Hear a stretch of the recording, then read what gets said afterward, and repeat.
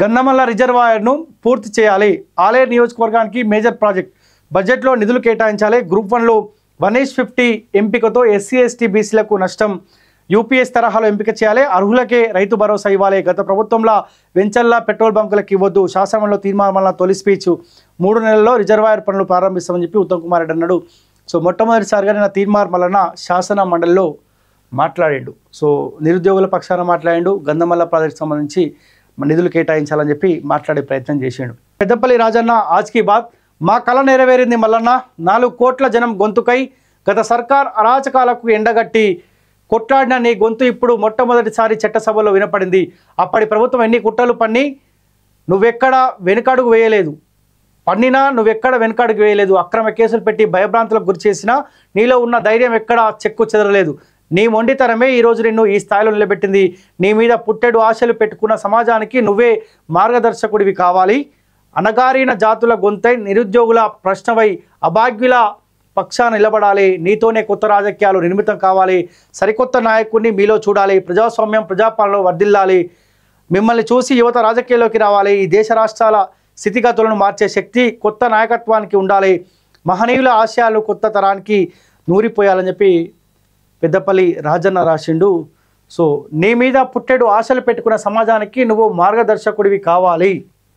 నీతోటే కొత్త రాజకీయాలు నిర్మితం కావాలి. సరికొత్త నాయకుడిని మీలో చూడాలని చెప్పి పెద్దపల్లి రాజన్న అంటా ఉన్నాడు.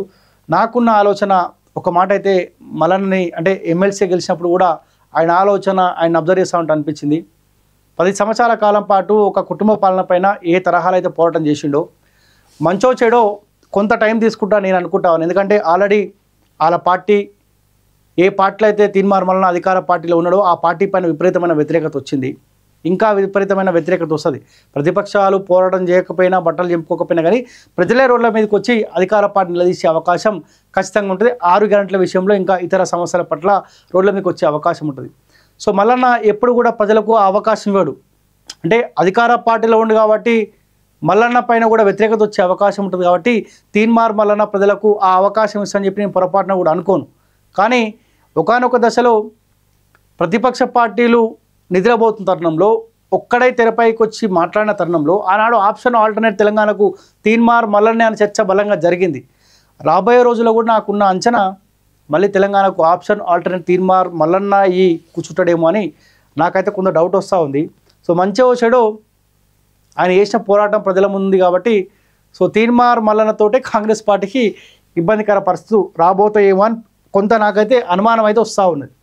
ఎందుకంటే అధికార పార్టీ పైన సరే ఈయన ఎంత మేరకు చేయగలుగుతాడో అంతే మేరకు చేయగలుగుతాడు.